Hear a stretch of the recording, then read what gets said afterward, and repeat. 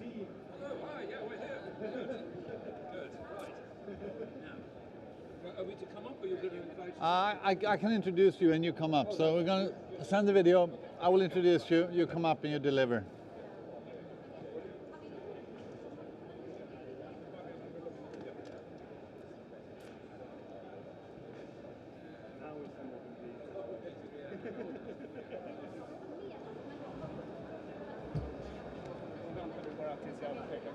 Yeah, yeah.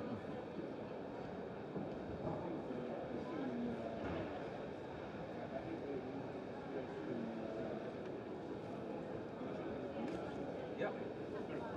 Ja, jag tror det var.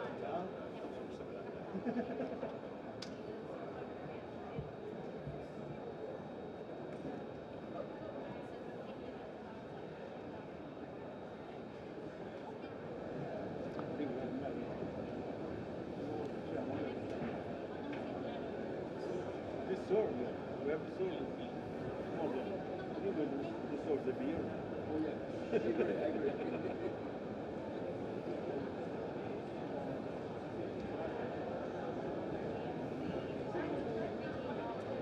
You are very, very welcome to the last of today's seminars here at the Swedish Pavilion called Pioneer the Possible. This is for the people watching this live, this is a silent meeting, so you need to have a headset on your ears in order to hear anything that is said. For those of you listening at home, that should be no problem. The theme for this seminar today is how we accelerate decarbonisation in transport and industry. And with us to speak about that topic we have Lord Adair Turner, who is the chairman of the Energy Transitions Commission. We have also Martin Lundstedt of Volvo, and we have Martin Pei of SSAB. Before we start the discussion, I would like to give the floor to you, Lord Turner, with the question, how do we keep 1.5 degrees Celsius alive?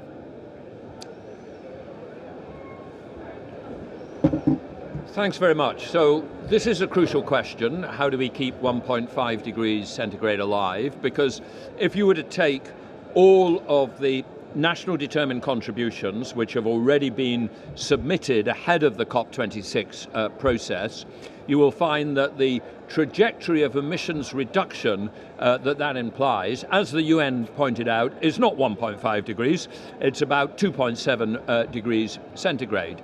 And in order to get on a path of 1.5, we need to get emissions down by another 15 to 20 gigatons during the 2030s. The way I put it is, every time we describe a path to get to net zero by mid-century, we tend to describe a convex curve, and we've got to make it a concave curve. So at the ETC, we've recently put out a report that says what are the credible things that could be agreed here in COP which would keep that 1.5 degrees centigrade alive. And we identified 6.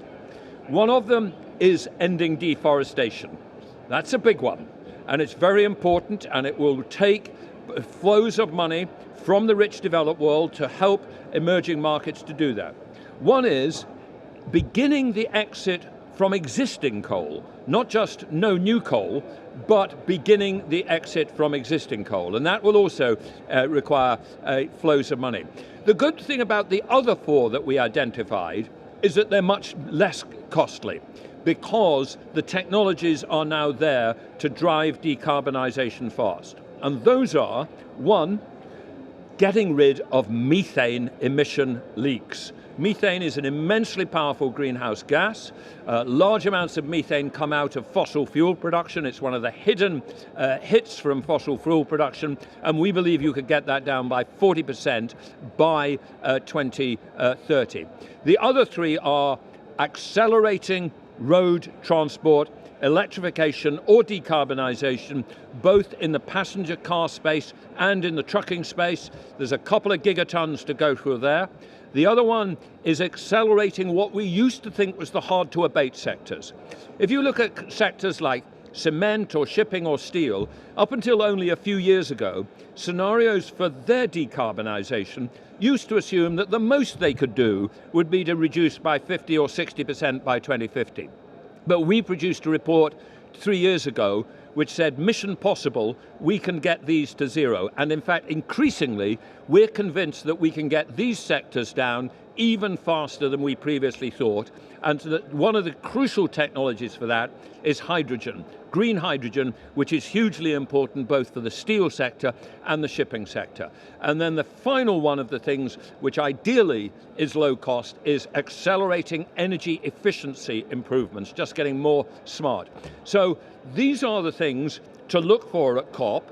Can we get commitments on this, which don't necessarily require agreements within all countries, but where coalitions of the willing of particular countries, particular companies, particular sectors can commit us to accelerated action on those. If we can achieve that, we can come out of COP26 with that objective of 1.5 degrees centigrade still alive. That's a very hopeful message. And I think I will now ask Martin and Martin to come up on stage. And while you enter the stage, I think, Lord Turner, maybe you could just address. Now we have transport industry and steel industry here. If you could address what you think they ought to do in order to save the 1.5 target. Well, I mean, we have two companies which are doing exactly what we want to do to save 1.5. In steel, we, with the support of SSAB and ArcelorMittal and Tissan and various other companies, produced just 3 weeks ago a net zero steel initiative report, which said that they could get to zero emissions from steel by 2050, but also that with a carbon price, and this is a crucial thing, they could get a 35% reduction even by 2030. And increasingly, we know that the technologies which will get us there will require a significant amounts of green hydrogen. I think it's interesting the extent to which green hydrogen has emerged as a major technology over the last few years. And to give you an idea of the change around of technology vision in this place, in that report, it says that the best judgment is that demand for coking coal, metallurgical coal, could go down by 85 to 90% by 2050. Interestingly, until recently, people thought that thermal coal had to go down, the stuff you put into power stations, but that coking and metallurgical coal would go down over a much longer period. So there's a real revolution going on in the technologies that we can use in steel. As for the issue of transportation, look, for passenger cars, it's simple. It's electrification, it's battery electrification, that's the way it's going to go. For trucking, which is where Volvo is involved, it's a number of parallel technologies, of which the biggest two are battery electric trucks and hydrogen fuel cell electric trucks. And we don't need to know in advance what the balance is going to be, but by those two technologies primarily, we can take the whole of trucking to zero carbon as well. Thank you very much for that. And I'll come back to the question of hydrogen versus batteries, but before that I would like to ask you, Martin Pei, how important is the carbon price for the development to speed up? We believe carbon emission cost is one of the most important driving factors for the quick transition of the steel industry. We have shown now that technically we can make this new technology work. We have delivered the first steel to Volvo, who has made it into a vehicle. So technically this works. Now we need speed in this transition. Carbon pricing, a level playing field, everybody gets a clear signal. This is possible, this is necessary, that is what we need. But what I heard, the price or the cost of producing fossil-free steel is just marginally higher than producing fossil steel. So why would a carbon price matter? Wouldn't customers today want the fossil-free steel for virtually the same price as the fossil steel? In the long run, we believe that the new way to make steel without using fossil fuel will make the business case possible. But we still have a transitional period of time that the cost for doing this transition will be significantly higher compared with if we don't make this transition. So that is where the carbon pricing is important to really get the transition start. And then we will come over this initial transitional period of time. We will also get development of costs going down, for example, electrolyzers, storage technologies, and so on and so on. So we will then get to a point where fossil-free steel will be more cost competitive. But it will take this transitional time, and that we need this pricing message. And as the Chief Technical Officer, how long how long will that time be? Right now we have shown that it works in a pilot scale. We are now planning to make the first demonstration scale investment in 5 years. So then commercial delivery of fossil-free steel will be available on the market. To scale this up, it will need quite a lot of investments, especially in production of fossil-free electricity, but also infrastructure for transmitting this electricity to where it's needed. So all of these investments needs to come over this transitional period of time. Yeah. Well, that's actually fantastic development and very hopeful. Over to you, Martin Lundstedt. Hydrogen or batteries? What is your call? No, I mean, and I think Adair said it very well. It will be both, and there are a number of reasons for that. First and foremost, that was discussed a number of years ago. It was more depending on the application, right? Where I mean, shorter distances, distribution, waste collection, mining, battery electric, right? And then we have seen very good development when it comes to the. Then we have seen a very good development when it comes to the capacity of batteries, so that is coming down and ranges are extending. Together with digitalization, we see also that the route planning has played a very important role, and we can do much more of that. But still, there are a number of applications where fuel cell electric, hydrogen and fuel cell stack, and then an electric powertrain will play a very important role. It's the heavy haulage, it's the more random-based type of long haulage where it's going out in where trucking is so much more powerful than other type of heavy goods transportation. But there is also the whole set of balance with the grid and the storage system, etc. Because the reality is that if you should charge with a 750 kilowatt charger 1,000 trucks for 45 minutes, you need to reserve approximately a nuclear power station during that time, only for 1,000 trucks. I mean, and that is nothing if you take the rolling fleets. So storage, balancing, abating the whole energy system will play a very important role as well, right? So it will be a combination, and that's the reason also why we are investing in these two areas. In addition to that, Martin will sit on huge opportunities with his hydrogen production. Of course, we would like to utilize that for different levers, both for the steel production, but also for, one other very important element for SSAB, for LKAB, for Ovako, for Thyssen, transport. And then you're getting the full circularity in this. With the capex you're investing in the electrolyzers, with the storage capacity you're having, you get the full circle into this. So it will be both. Sorry for the long answer, but no. You often stress the entire value system. Why, or the entire value chain? Why is that so important? No, but I mean, it starts with.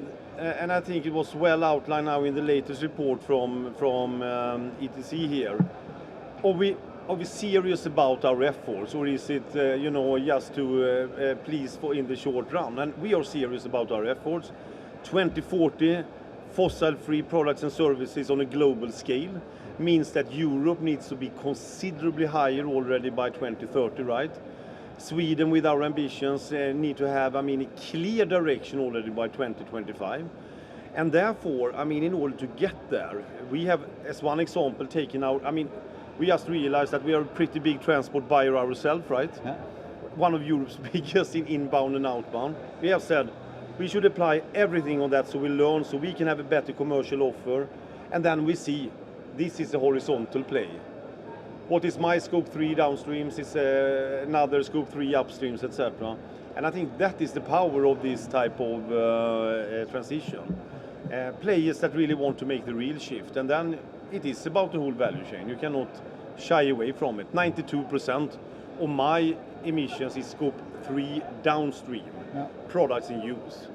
And then we need to cooperate with all the takers and their customers and society, etc.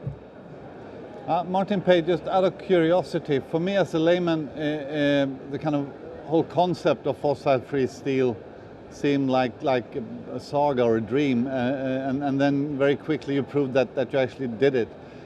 You as the expert in this, when did you realize that this would actually be not only in theory doable, but actually doable for real? Well, yeah, we started the hybrid initiative back in 2016. We had a very strong belief technically this should work, because from a metallurgical perspective, hydrogen has been known since a long time back, can do the ion reduction very efficiently. Then it comes to the realization of this, say, transformation. Then we need to work together with our partners. So we teamed up with LKAB and Vattenfall, which was a crucial collaboration. So with the three companies' competence and the efforts we did together, we quickly showed in laboratory first, and now in the pilot plant, and next step we will scale this up. So it's becoming very realistic now. As we are moving ahead with this investment, we will create a very strong, complete fossil-free value chain, from mining, steel making, to trucks that Volvo is going to make, and we will buy the services from the truck that you will make. So this creates this ecosystem that will build a much better future than what we have today. It sounds almost too good to be true, but Lord Turner, what you said in the beginning that they're doing the right things. Now, what do you think the world could learn from these examples? Well, look, I just wanted to say about this thing about value chain coordination. I think we have some technologies which are so fundamentally superior that they will eventually dominate. But we've got to get them to dominate in 2 decades, not 4 decades. And the big challenge you have when you do that is a challenge of what we call the chicken and egg of supply and demand, right? Where is there going to be demand for green hydrogen and green steel, and where is there going to be supply? And you've got to get these to grow rapidly in balance. And that's why having a degree of coordination between different companies along these value chains, and having them sharing overall roadmaps that create a greater degree of certainty that this is going to happen, makes it easier to get that growth of the supply and demand in a balanced fashion. So that, I think, is really crucial. But then in terms of what could be the barriers, I think one does have to understand that when you run the numbers on the investment required to build a zero carbon economy, one thing absolutely dominates, which is a zero carbon electricity system on a much bigger scale than it is today, both the generation and the transmission and distribution. That is 70 to 80% of all the investment that the world needs to get to zero carbon is in the electricity system. And it's not just about decarbonizing the existing system, it's having an electricity system which even in rich developed countries will be twice as big. And in India will be 6 times as big, and in Africa will be 15 times as big as at the moment. And it's very important to realize that the ability of Martin to build the plants which will completely decarbonize SSAB is crucially dependent on the scale of the generation of renewable electricity and, as you said, on the transmission to get it to SSAB's plant. So this is a crucial thing that policymakers, politicians have to realize. They have to create that base load of cheap, zero carbon electricity and green hydrogen on which many businesses, steel and trucking and others, can then build. And how do they do that? Well, you need a vision. and you need a strategic vision. You need to commit to the development of certain quantities of a power. To give you the example, in the UK, when I last met our Prime Minister and he said, what should we do? I said 40 gigawatts of offshore wind by 2030, and make that a commitment. Make that a commitment that people believe in, and then make sure that there are auctions held on a regular basis to deliver that, because then you will create the certainty that that power system will be there. But what you also need is the willingness to plan transmission and distribution in advance. You can't build the generation, build the steel mill, and then say, I better have a transmission line connecting them. That has to be planned in advance, and you need to plan in advance how you take that through planning processes, how you go through all the processes, in particular in rich countries where people don't particularly like transmission lines, and they say, why don't you route it this way, not that way? Could you put it underground, not above ground? That needs to be planned in advance, and without governments thinking that through, we will hit barriers to the pace at which we can move. So that's a really important part of the story. Thank you, Martin. No, just to underline, I think what the Lord is saying here is so important when it comes to the political leadership. We're often talking about the frameworks, we're talking about, the regulatory landscape, which is important obviously. But here we are talking about not party politics, we are talking about what is the political leadership in a country or a region that goes way beyond election periods. Where, the political arena needs to understand there are platforms where you can, so to speak, talk about the party politics, how you divide the cake when it comes to education and social welfare or whatever. But here, which is super important by the way, but here we're talking about how do you create a platform for the future, and that is the political leadership required in order to get there. Because the transmission and this planning long term will not happen without having that type of base in a country, region, wherever we're talking about. Number one. The second comment I would like to say about also this is that scale matters obviously, but we should not only think about scale when it comes to the electricity and the grid, etc. There is also an opportunity now with more small-based, so to speak, energy systems. With hydrogen, for example, thanks to renewables, electrolyzers will come down in price, we will have balances, etc. So we need to have a combination of the two here. But certainly what we discussed, that is one of the most important part of the political leadership. So coming back to the demands on politics, so to speak, what would you like the politicians to do? How can we kind of get out of that? Well, as the Lord said it well, we need a vision. Yeah. And the vision is it's half a vision and half facts already today. Because we know already today that we need twice or three times the capacity we are sitting on when it comes to the current energy system, right? When it comes to electricity and the flip side of that coin, hydrogen. And we know that it needs to be green. And therefore we know it can not only be electricity, because it will not only be hydro, it needs also to be complemented with wind, solar and other renewables that doesn't have the ability to be stored, and therefore we need hydrogen. It's just, this is known facts. And therefore it's the political leaders who say, this is far beyond the party politics. This is about the country and the region. That is what we need. Martin Pay, you're nodding. Yes, I agree completely, both with Martin and with Lord Turner here. Change is difficult, and this is about leadership, the political leadership with vision. Today, people living just a couple of kilometers away from an existing steel mill or a thermal power plant, they accept the fact that we are burning coal, millions of tons of coal, and we don't notice it. Now we want to make this transition, we need the power transmitting line. Then people say, I don't like that, but I accept the old one. So I think this is where the political leadership need to step up, to give people a vision, talking about what we will have in the future, instead of what we have today. Because without the support from every person in the society, the speed will be too slow. So we need to make it quicker.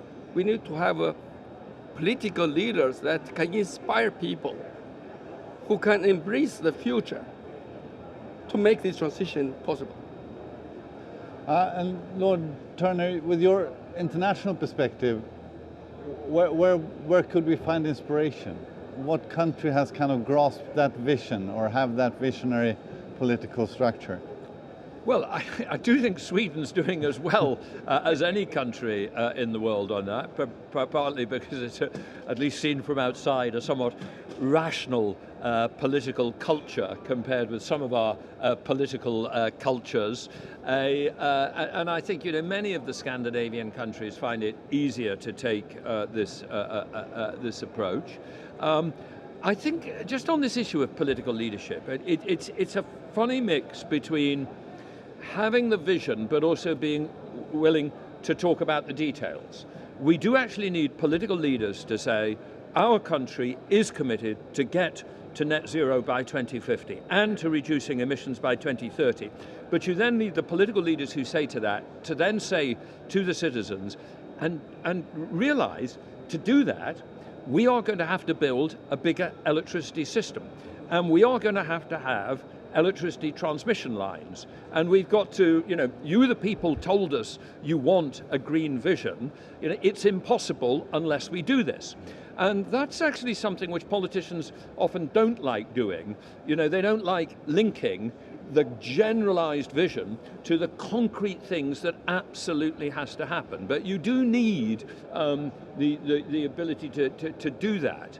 You know, it's like in a completely different area, you know, in keeping pension systems sustainable. You need to have politicians explain that we will have to increase retirement ages because otherwise you're never going to make the system balance. So you do need political leadership, not only to say the nice big statements about what you're going to achieve in a long time, but to be honest with the people about some of the things that they are going to have to accept that they may not immediately want to accept, and that's what leadership is. And every wind power station basically put those kind of targets in perspective, because you're going to have a small group of people objecting to. Yeah, you have a small group of people who object to wind stations, and you know, anything that you do, somebody says, well, we don't want that, and you've got to find ways of overcoming that and creating a sense that there is a vision of what we've got to do to get to the other side of this transition.